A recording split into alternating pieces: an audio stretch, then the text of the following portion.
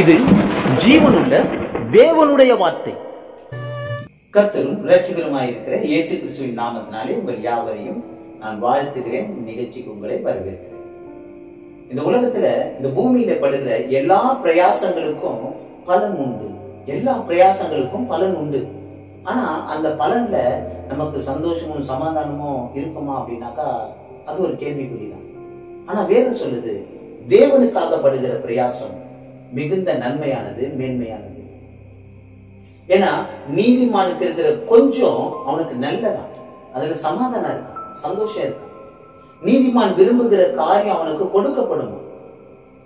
நீதிமானுக்கு நித்திய ஜீவன் உண்டு.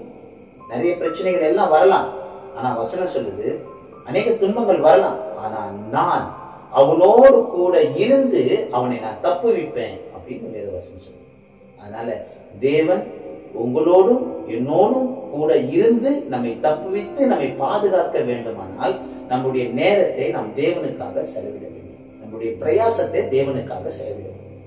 அப்படி நாம் செய்யும் போது நாம் ஆசீர்வதிக்கப்பட்டவர்களாய்.